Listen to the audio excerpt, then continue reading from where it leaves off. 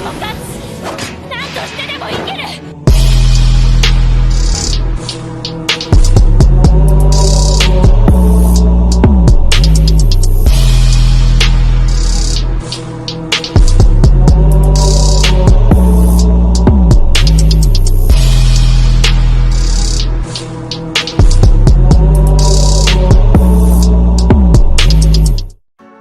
Yo, it's been a while, but it is your working time next year, back with another video.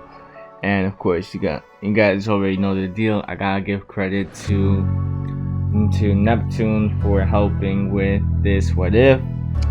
So of course, I'll be leaving some of the information down in the description below. But you guys already know the details. We are going to be doing what if. Well, what if Asta had Darkseid's powers, or like, not necessarily his vessel, but at the same time, kind of. You'll figure it out as the story progresses why the thumbnail it says Darkseid's vessel. Now, Asta's, well, conception, you could say, would be a bit different here. The reason for this being is, well, because of who his father was. Essentially, in this universe, what would have ended up happening is that Darkseid would have been the one to impregnate his mother. The main reason for this being is, well, Darkseid, he was interested in the world of Black Clover. He was curious to see the potential of one of his offspring if he were to, well, produce with one of the maidens of the world. Not that he would ever really care for the maidens beyond just the conception process. Another thing that also interested Darkseid was the whole thing with Lakita, I believe her name was. The reason he was even interested in having her be the one to carry his child was simply due to the fact that she had a very unique condition in where she was able to absorb the life force of others. Naturally, this wouldn't affect Darkseid. He was immortal after all. But when it came on to others, though, that wasn't necessarily the case. What Darkseid was hoping for was that he would be able to bear an offspring who had these exact abilities, but that they could actually control them. This would be really interesting to have as part of his, well, squadron, his army, you could say. Darkseid would go on to actually court Lakita, and then, well, eventually when he found out that she was pregnant, that's when he would leave. He decided that he would just wait to see what sort of offspring he would be producing in the next 16 to 17 years. He would give them that much time. He was interested to see how much progress they would make in this world on their own without any influence from Darkseid himself. He was hoping that this kid of his, they weren't going to be another Orion, another disappointment, you could say. He was hoping that they would be more like Grail. Probably the only kid he had to admit was not a true and utter disappointment. A failure, in other words. But of course, many things will end up happening with Lakita, or Rakita, however you pronounce her name, over the next couple of months. Darkseid would have never been able to predict what would actually happen, but even if he did, he probably wouldn't have really interfered all that much beyond making sure that his offspring was protected. But of course, in the end, Lakita, she would have died, but she would have also made sure that her son Asta would have been safe. She would have left him by a nearby church, hoping that the people there would actually adopt him and raise him well. Sure enough, these people would actually do so. Father Darkseid was a good man after all, and another boy would have also been there. His name would have been Yuno. Apparently, Yuno and Asta, they were dropped off by the church on the very same day, interestingly enough. And throughout the years, these two, they would get along somewhat. It was more so that Yuno was more of the shy type, while Asta, he was the more adventurous type. And of course, these two, although they were polar opposites, they would get along pretty well. One of the things that many people would notice immediately about Asta, though, was a lack of mana that they felt within him. At first, people just thought that Asta, he had no magic, but Asta would go on to perform certain abilities that just made people question whether or not it was that he just had no magic or he just had a very minute amount. But even with that minute amount of mana, to the point where they could barely feel it or not feel it at all, that still did not explain just why he was able to do all the things he did. For example, this guy was able to fly from an early age, around the age of 6 years old. And Asta was also shown capable of using energy blasts. He was able to erect energy blasts from his hands for some reason as well. He was able to lift certain objects with his mind, for crying out loud. He seemingly had telekinesis or some variant, something. People, they were just trying to make up any sort of reason for why Asta was able to do so many different abilities. It was as if he had like 3 different forms of magic, or well, 2. They could maybe squeeze the whole ability for him to fly, and the ability to cause other things to levitate to be just one magical type. But when it came on to the energy manipulation, though, that would have been a very different story, because it made no sense how he was able to do that part. People, they were just scratching their heads most of the time when it came on to that. People, they would have also tried to bully Asta for his unusual appearance, you could say. The reason being that although he had ash blonde hair, that was pretty typical of a person. That wasn't out to the ordinary or anything. What was out to the ordinary was the color of his skin, you could say. It was on a more gray side. It wasn't completely gray, but it wasn't regular. It wasn't a regular color either. It was in between, you could say. At this point, many people would also end up finding out about Asta's strength. You see, with all of the bullying that would try to happen when it came on to Asta's appearance, well, let's just say there was a lot of clobbering. I know this is kind of a Marvel thing, but it fits the narrative still.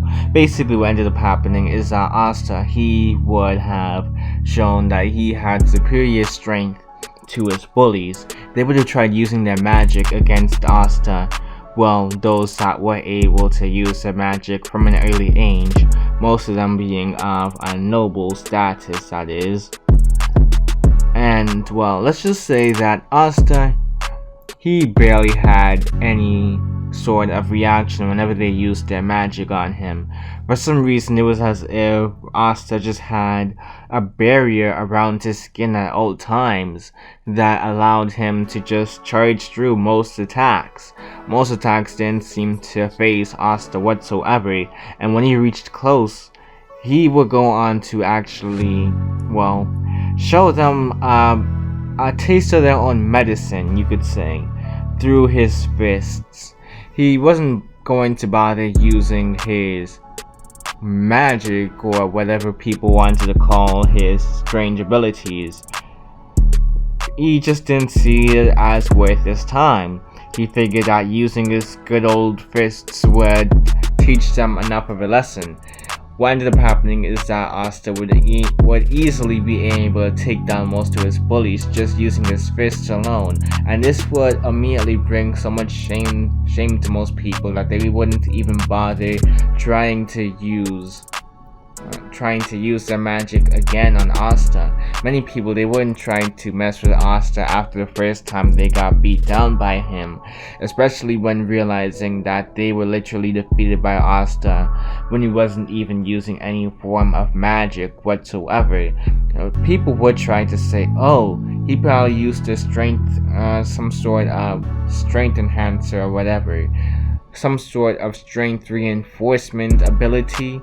But then again, for Asta to know that at such a young age, that was questionable. That seemed like a really advanced ability, something that a magical knight maybe could do, but for a regular commoner, come on now. That just didn't seem to be all that plausible in many people's minds, so they just chalked it up to the fact that Asta, he just had an abnormal amount of strength. That was it, and a pretty abnormal amount of durability for him to withstand attacks from different types of magic as well, and seemed to show no real physical harm. It was as if his durability was just that high, to the point where you had to actually be a magical knight in order to really harm Asta. And even then, some people were questioning whether a magical knight could actually harm Asta. This wasn't going to be the only thing that Asta would be known for, though. What ended up happening was that one day, or one night, while Asta and Yuno, they were bringing back food for the church. This would have been in the middle of the night, and they would have been trudging through the snow at this point. They would actually encounter a drunkard, you could say. This guy seemed to just be coming from the bar, and he even reeked of alcohol as well. He looked to be off the rockers, and Asta was really questioning whether or not he should get out of here. He would try and just walk past the man, hoping that the guy wouldn't even do anything to the two of them, since they were basically going around the same path. But what ended up happening is that the drunkard, they would notice something around Yuno's neck. He had a pretty nice looking necklace. It looked expensive. He would immediately snatch it from Yuno, mentioning how he could probably buy some more booze by maybe selling this necklace. He could probably get a pretty penny off of this, then use that pretty penny to buy some more booze and drown out his sorrows. But Yuno, he would have asked for it back. He refused to just let this guy take something that was with him since birth. This thing was priceless to him, and for some nobody like this drunkard to just steal it was an automatic no in Yuno's book. Or like an automatic no in Yuno's book. But the drunkard, they didn't care. They just saw Yuno as just another brat, and he would just swing his arm. He would just swing his hand at Yuno and throw him away, basically. He would fling Yuno away with that one hit. Yuno would have been on the ground, grabbing his face in pain. He would have looked up, kind of trying to glare at the man, but Asta, he would have looked at the man with even more anger than Yuno could muster at this moment. Asta, he couldn't believe what this guy just did. He basically hit his foster brother. He hurt his foster brother. You don't do that. Asta was pretty protective over the people he cared for. And to just see this guy take something that wasn't his and then go on to try and hurt the owner as well, and try and hurt his brother of sorts. No, he wasn't going to allow this guy to get away with it. As soon as this guy turned his back and as soon as this drunkard decided to turn his back on Yuno and Asta, he wouldn't have realized just how big of a mistake he made at this moment. What ended up happening was that Asta, he would have channeled his fury into something that he never thought he would be able to muster. All of a sudden, Asta's eyes, they would have glowed red, and even Asta could feel his eyes beginning to twitch. His eyes, they were kind of itching at this moment, and he just wanted to get rid of it at this point. He wanted to get rid of the itching. He just felt as if it was like a pressure or something, but he would let that pressure be released at that moment, and a red beam of light, 2 red beams of light actually, they would immediately shoot out of Asta's eyes, and they would have shot through the drunkard. The drunkard, they would have been completely obliterated, with the only thing being left, of course, being a hand. This hand, of course, actually containing Yuno's necklace. Yuno, they would have been in a state of shock and a bit of horror, to be honest. They didn't know just what happened, but Asta, he didn't really care about what happened to the drunkard at all. All he cared about was the fact that he could now retrieve his brother's necklace. He just grabbed the necklace from out the hand, or the dismembered hand, and he just walked over to Yuno, handing him back his necklace with a smile on his face.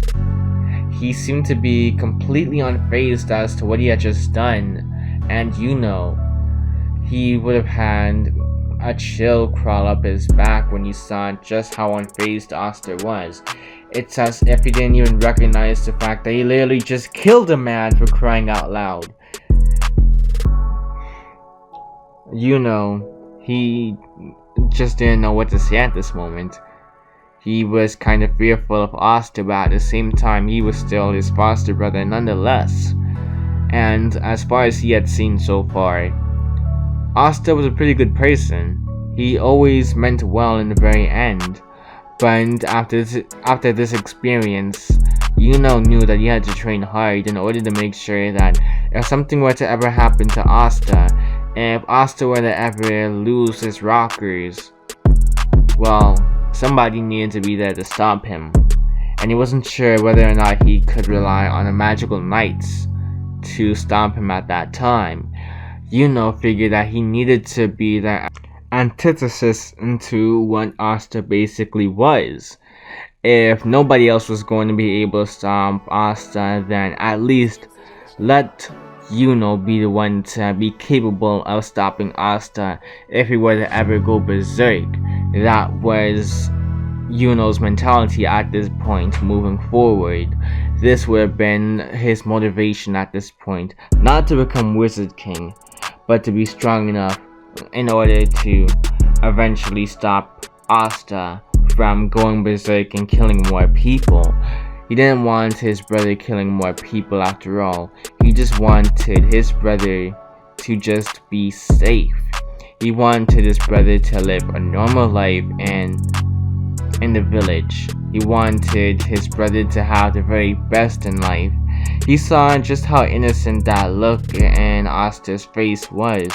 He didn't even realize what he had just done today, and it would be better off if, well, he just never had to go through such an experience again, really. If Asta became capable of understanding what he had done that day, he honestly wouldn't know how the boy would react.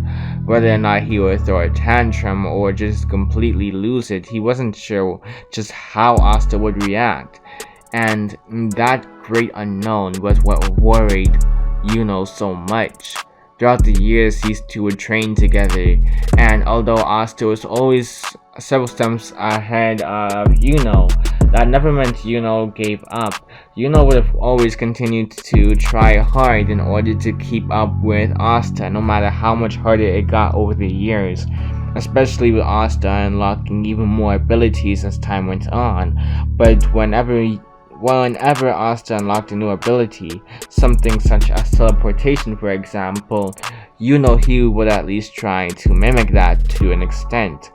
And he was hoping that whenever he got his grimoire, the gap between the two in terms of power, it would shorten immensely. On the day that these two ended up getting their grimoires, well, let's just say Asta, he never really got grimoire. When it came on to sure, he managed to actually get a 4-leaf clover grimoire. Asta, he wouldn't actually react in this moment. He would have just shrugged his shoulders and called it a day, considering just how much more powerful he was than other people, even with their grimoires. He would have realized that he probably didn't even need a grimoire with just how strong he was. He would have been perfectly capable of becoming a magical knight on his own without the use of a grimoire. Shoot, he may as well become the very first Wizard King with no grimoire, no magic, and a commoner. All of these things going for Asta. Well, all of these things that went against Asta's favor, well, Asta would literally just have to prove everybody wrong by showing everybody up, showing that a commoner could become a magical knight. Number one, that was the very first thing that Asta had to accomplish. And then on top of that, he also had to become Wizard King in order to show that it was possible for commoners to be at the very same level, sit at the same seats as, well, the nobles. He noticed those looks of disdain all the time throughout his youth. After all, he saw how they looked at him. He noticed how these nobles always looked on at the commoners, always looking down at them just because of the fact that they weren't born lucky, all because of the fact that they weren't blessed by mana like the nobles were. But Asta, he was going to prove them wrong soon. He was going to prove that he was going to be the Wizard King and nobody else. It just so happened to be that was also pushing that dream as well. Although wasn't especially interested in becoming Wizard King, he figured that it would have also been another good motivation. It would have also kept Asta distracted from ever trying to kill people whenever he let his emotions go haywire, or whenever he let his emotions take control. He would always try to remind Asta the fact that if he were to lose control of his emotions this time around, who knows what would end up happening.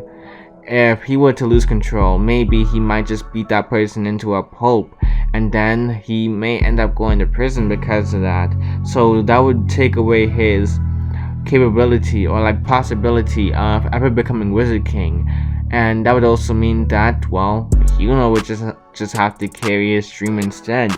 And Asta, he wasn't going to let that happen. Asta, he was especially obsessed with becoming Wizard King, so to hear joke about maybe taking over his place, yeah, no, Asta wasn't going to let that happen anytime soon. As a matter of fact, these two, they would continue to train over the next couple of months, even after some guy tried to steal Yuno's grimoire. Well, let's just say Asta would have taken really good care of this person. He would have easily dispatched of this person by knocking them out and leaving them to get arrested, basically. By the time when it came on to the Magical Knight entrance exam, it would have been a couple of months from there on. And Asta, they had been preparing for this moment, and they felt as if they were ready. They were ready to take on all of the competition, and sure enough, they genuinely were. Of course, Asta would have been pursued by some of these anti-birds or whatever at one point, but he would just release an aura of sorts that would allow them to understand that he meant business, and many of them, they would immediately flee from Asta, being kind of fearful of him actually. When it came on to the exams though, when it came on to the trials and all of that, it would have been a blowout. I'm keeping it a buck right now. It would have been a blowout from the very beginning. When it came on to the broom test, of course when it came on to he would have passed with flying colors, but when it came on to Asta, he wouldn't even bother trying to use a broom here. He figured that it would have been a waste of time, really. Why bother using a broom when he could literally just fly on his own? And sure enough, that's exactly what Asta would show. He would show himself to be far more capable of flying than the rest of these magical knight candidates, which would seriously impress the judges. All of these different captains just watching Asta already know how to fly, which was something more like an advanced magical knight skill rather than something a regular citizen could do. It was kind of confusing, but at the same time they respected it. Maybe this kid was skilled. Maybe this kid just had a lot of potential, and that's why he was so advanced at such a young age, before even becoming a not Wizard King, but magical knight. Some tests like the Accuracy one, Asta, he would just use this energy manipulation in order to create some energy blasts in order to shoot through the targets, you could say. And Asta, he would have aced that part with flying colors. He would have passed with flying colors when it came onto the Accuracy exam. This would interest the judges. They were wondering just what kind of magic Asta had, and it didn't seem like he pulled out a grimoire at any point within this session. This would be odd. They couldn't even sense any magic from Asta either, but he was clearly showing it. So what was the deal? What gave? What? They couldn't make much sense of it. Asta was a peculiar character. There were a lot of things about Asta that seemed very contradictory, but yet it seemed as if it all made sense at the same time. They were lost, and by the time they even made it to the battle trials, or whatever you want to call this session, well, Asta, he would have immediately just used his telekinesis in order to lift up his opponent up into the air, and then just have them crash down to the ground, which would actually leave a pretty bad injury on their neck. The neck had basically been broken, but they would immediately be treated to by some other nurses that were out there on the field as well, just in case something like this were to ever happen. Many other judges, they would have seen Asta to be a bit of a loose cannon though. After that little stunt he ended up pulling, they had to take into consideration what it meant to have this kid be a part of their team. And so, some of the magical captains who would have originally raised their hands, they would actually decide to back off here. Mainly people such as William Vengeance and Yami. Yami found Asta to be a very strange case. He couldn't sense any mana from the kid, yet this kid was able to perform stunts that even like high tier magical knights say struggled in. And now this kid can also,